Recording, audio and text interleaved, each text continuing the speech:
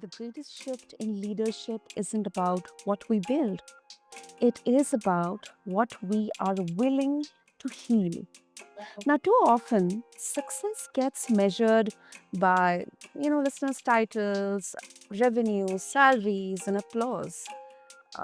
But behind all these numbers, many leaders are quietly shrinking, performing strength while carrying unhealed stories.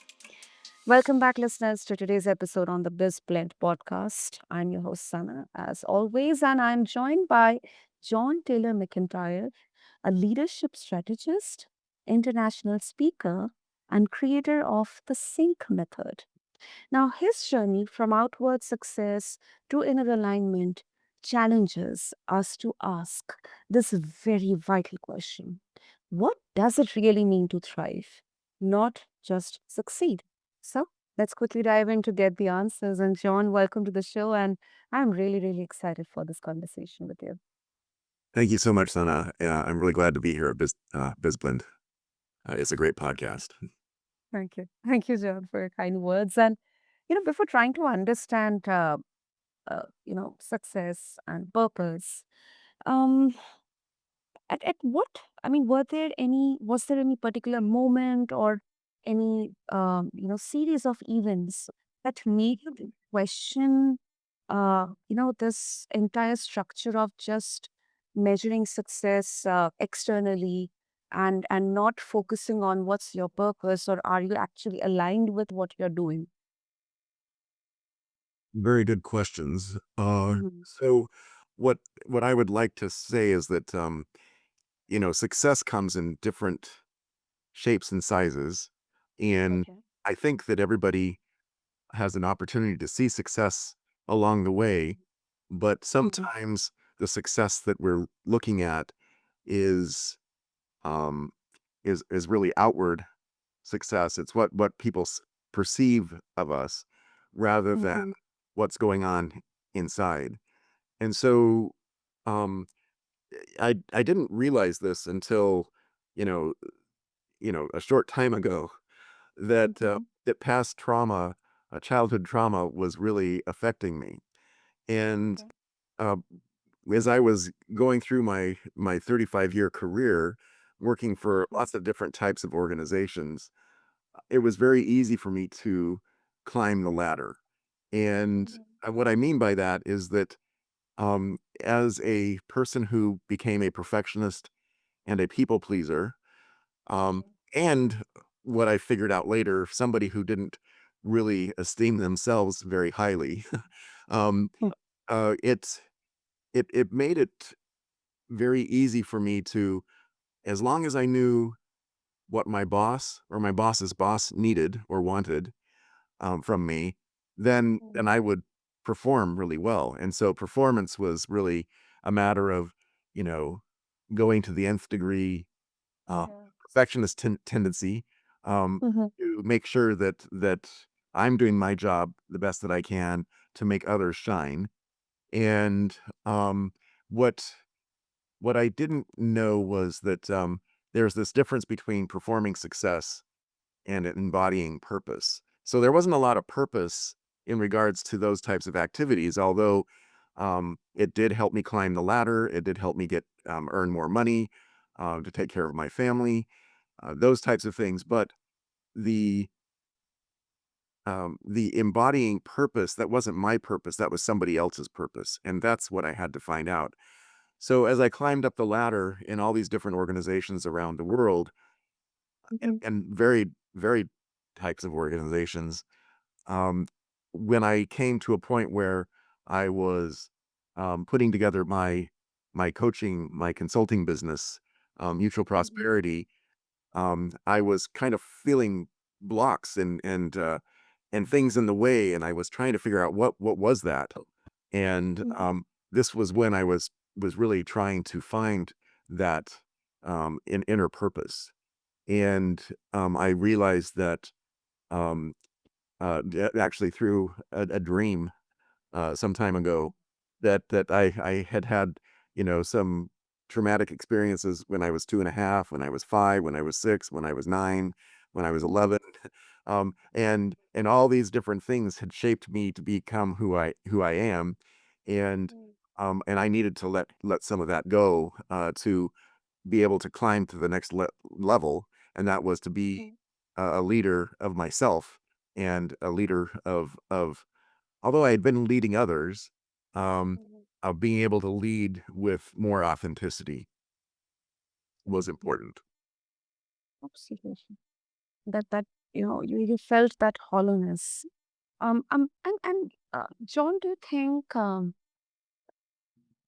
these realizations, because sometimes we need to be kind of ready to take risks, because not many people will have that liberty to take chances, whether they're stuck in a job or they're stuck in their journey of entrepreneurship, where they feel that this is not something for me, or this is not something which I'm aligned with. But I have certain limitations, I have certain liabilities. Do you think it comes, when we don't have any liabilities, or we, or I mean, that's what's your thought on this?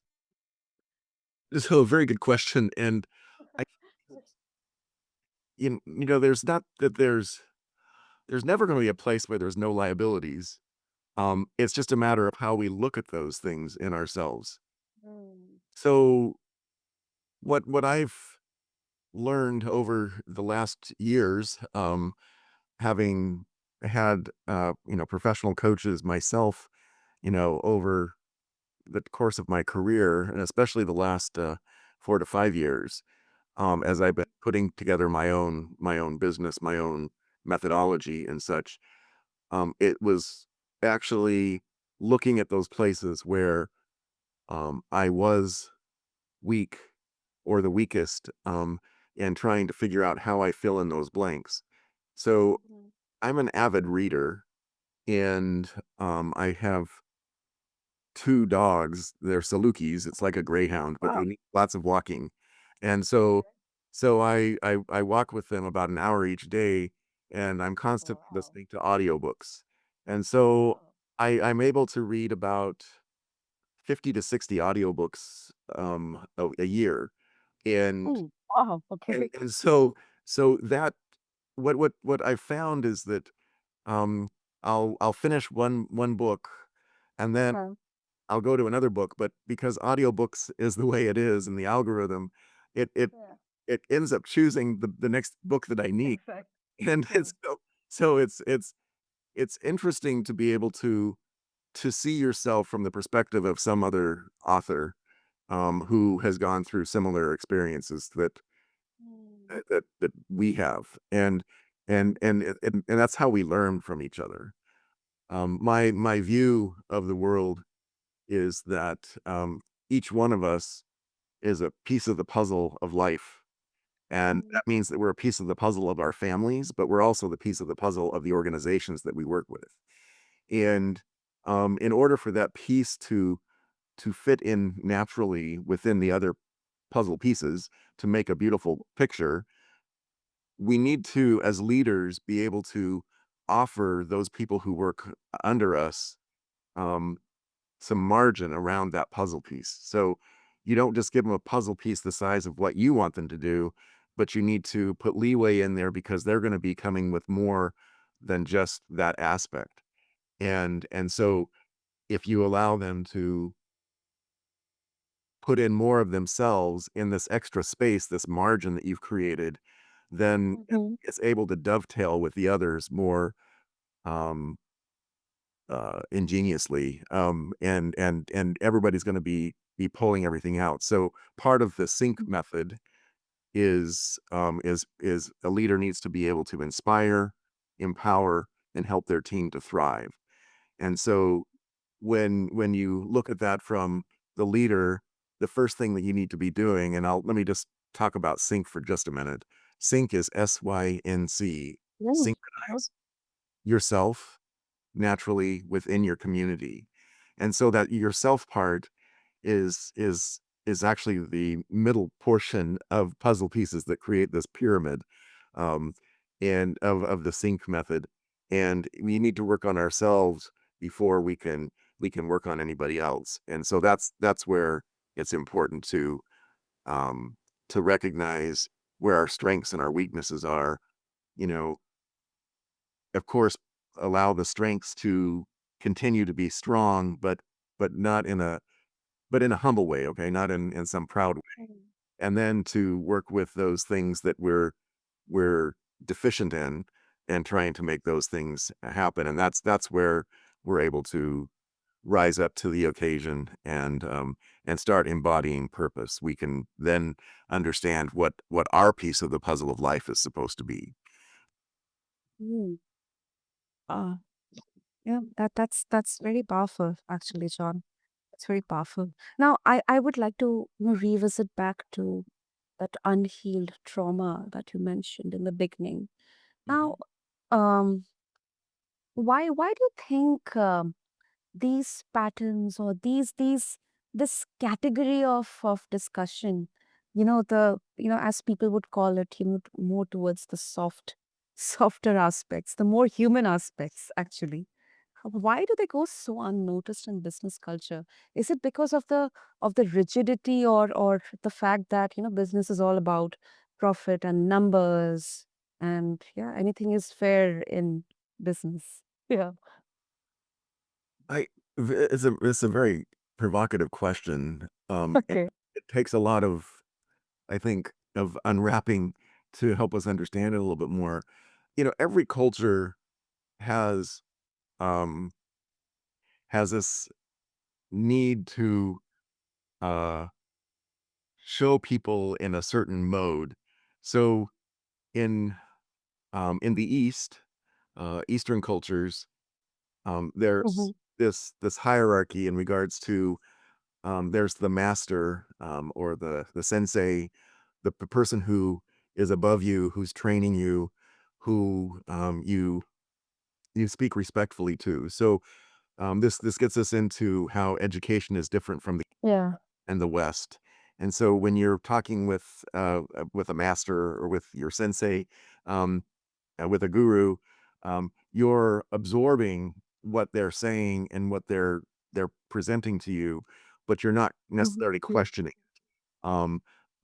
because questioning would be disrespectful.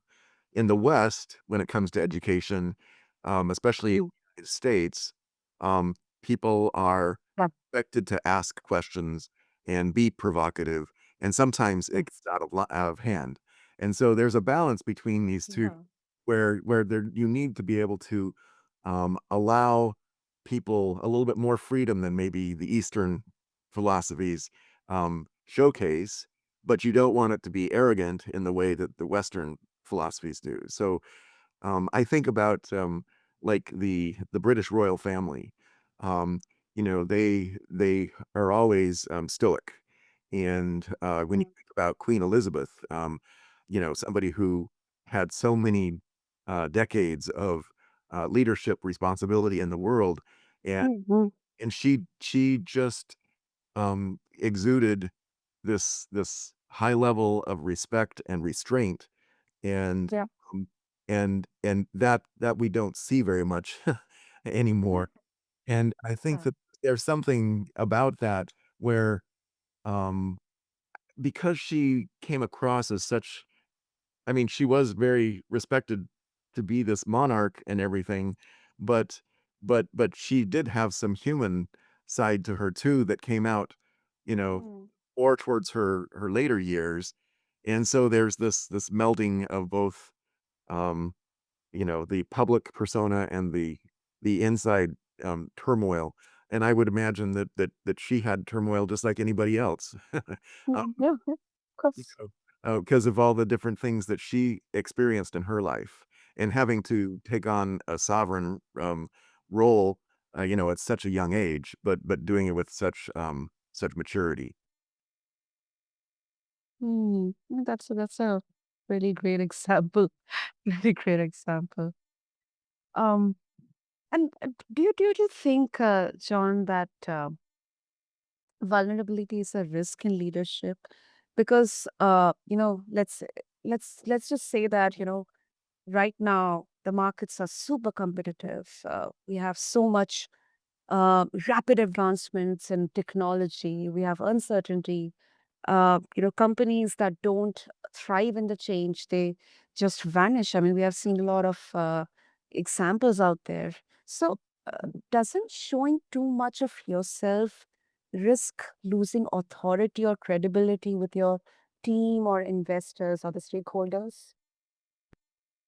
And this is a really, really thought-provoking question, and it's something that I think everybody needs to gain a personal understanding of. What Mhm, so let me just my childhood trauma was that I grew up in a home where I had a domineering father, a mother who was quite neurotic, but also had depression. Was constantly in pain because she had had some back surgery and was on mhm, medication, and I had to become a buffer between the two, or I thought that I needed to become a buffer between the two of them, and so I end up being a perfectionist and a people pleaser, trying to make sure that my mom's duties were taken care of, like cleaning the house, cooking the mhm, food, doing the dishes, doing the laundry, taking care of my siblings because my mother was in bed and unable to take care of them, and I didn't want her to get in trouble with my father. And this brought me into people pleasing and perfectionist tendencies and always trying to balance things out, which a child should never have to do. And it's mhm, not that they were expecting me to do that. It's just that I ended up being in that. So once I realized that that was part of my persona and what was holding me together, but also holding me back at the same time, um, I realized that I needed to be uh, more open with things. The other thing is that I grew up in theater and from 9 to 19, and I was heavily involved with lots of different media, the big stage, a little bit of television, a little bit of movies and recordings and such. And and so my father, because we I had other siblings, um, mhm, he would tell me, he goes, "Well, you know, do you always have to have the spotlight? You should let other people have the spotlight." And so that got into my mind. And then the other thing is that because we'd had a chance to travel quite a bit, he'd also told me, "Don't be the one who one-ups everybody else, let other people shine." And so that made me hold back. So when I had that dream of all those different experiences that made me who I am, um, and those trauma things, and then I was able to go through with the help of some of my coaches, to mhm, and therapists to pull out, the fact that my parents were doing what they could, the best that they could, and so I don't have any um, angst against them. I'm not angry with them anymore. But I realized that I needed to be my own self. So a lot of my mhm, stories and stuff, I wasn't even telling my kids when they were growing up, and I have a good relationship with my children. I have 6 kids and such. But now that this has all come out in the open the last couple years, I've been able to be very truthful with them and let them know these different things, and because of that vulnerability, the closeness to my family members and those others around me has just been strengthened. So I believe that the answer to your question is that those leaders that don't show the vulnerable side of themselves, are the ones who are not going to be able to placate the market in the way that they need to, because mhm. the brand of themselves needs to come out in an authentic way, and authenticity. Nobody wants to see the perfect Instagram posts. People get tired of seeing those, and Yeah. and um, one thing that because I've dealt a lot with startups in the tech world, and Mhm, as I've worked with these startups and I've seen them, get funding from VC venture capitalists and other investors, and mhm, doing their initial public offering and things like that, and then getting acquired. I've just noticed that um, these companies that um, were able to Uh, so let me say it this way. These VCs would be finding leaders to manage these new startups and such Mhm. to go to the next level, but they didn't Mhm. they didn't hire somebody who only had success. They actually, praised the fact that the people had, failure, under their belt, because failure is a much higher indicator of showing if somebody can be successful than somebody who may have, you know, hit the lottery. But They got their product and service at the right time and the right moment, and everything was lucky. Well, luck doesn't Mhm. really do much for showing how people grow and everything. It's really those people who went through failure that rose from that are the ones that should be praised. Mm. Yeah, that really, really makes sense, John. Really makes sense. And I think it really keeps you grounded, centered. And of course, these words are buzzwords, but they aren't just buzzwords because um, failures, they really give you the real picture, the raw, the realness of what has to be done, what has not to be done. Because we, as an entrepreneur, we may not have answers to all the questions, we may not have solutions to all the problems, but I think that clarity and awareness, um, you know, and that ability to understand that what exactly how exactly you can lead humans, not just machines or robots. I think that keeps you grounded and centered in the most turbulent times as well. Oh, and I think you just hit on it right there, especially as we're building up this AI world of ours. Um, Mm. we as humans need to understand how we fit into that mold. We can either say, "Oh, AI is gonna rule us," or we can rule AI. And that's it needs to be that we rule AI. Um, Yeah. yeah, but I think that that's where the vulnerability comes into play, and um, trying to be truthful with our own expertise or our weaknesses. Um, and as people, as a leader, if we're showing people that we're striving to grow in the areas where we're weakest, then those people that we lead are going to be interested in doing the same thing because it'll be leading by example. And then you end up having a leader who's developing leaders rather than developing, little robots that are doing different pieces of the puzzle, but they're not really all they're thinking about is their own thing. They need to be thinking outside of the box of how their piece fits with the others and how they can augment that to be, more beneficial to the whole. And if a leader can get that type of mentality and that type of thinking in their teams, and get them aligned and get them really syncing together, then Yeah, yeah. then it makes things work so much better. And then things have the ability to have momentum, take them, much further than they could go if they didn't have that. Absolutely. Absolutely. That 100% makes sense. And before we wrap up, John, I would once again um, request you to revisit your sync method, how you help entrepreneurs reconnect with their core identity. So if you can. Yes, great. Thank you so much. So I'm focusing right now on helping leaders who have moved up the ladder from maybe a vice president position to a senior vice president or executive vice president position. So, in that transition, oftentimes they're going from, managing tens of people um, Mhm. to managing now hundreds of people, and those hundreds of people are across borders, across um, uh, languages, across cultures, across time zones, and so they have a brand new way of looking at things. What got them to that point? Okay, um, maybe being a perfectionist, maybe being a people pleaser or whatnot.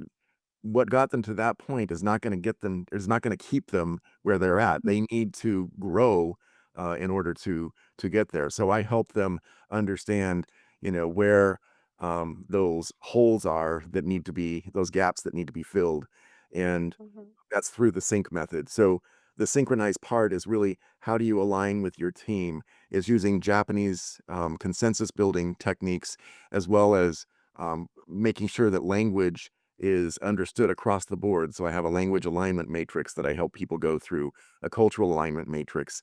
Then the yourself part is understanding those key components of what makes you special as a person, but also um, identifies you as a leader. And then the natural Mhm. wise is how do you deal with intuition and and deal with these different historical and cultural aspects from around the world, around the globe that are coming at us all the time because we have these diverse teams that we're working with more so than ever before. And then the C is the community. And how do you communitize that? How do you build community where people Wow.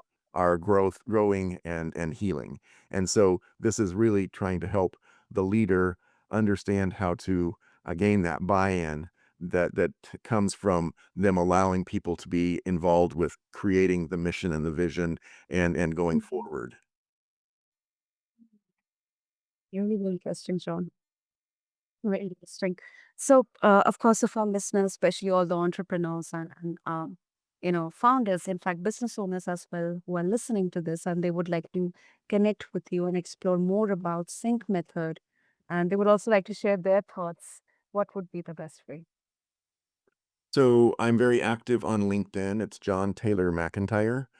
And then also my company, mutualprosperity.com. That my website would be a good place to contact me. But I'm very active on LinkedIn and would love to have any conversation in either venue.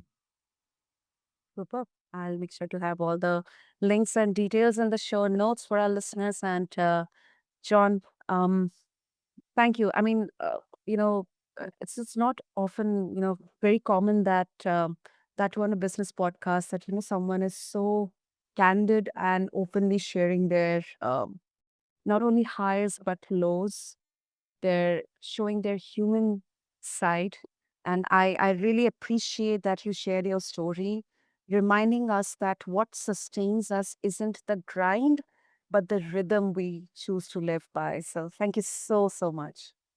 Thank you so much for recognizing the rhythm part because that's really what Off Sync is about. So appreciate Oh, it. thank you. Thank you, John. And to all the listeners, as we close this conversation, I'm struck by how much of this, has been about permission, listeners.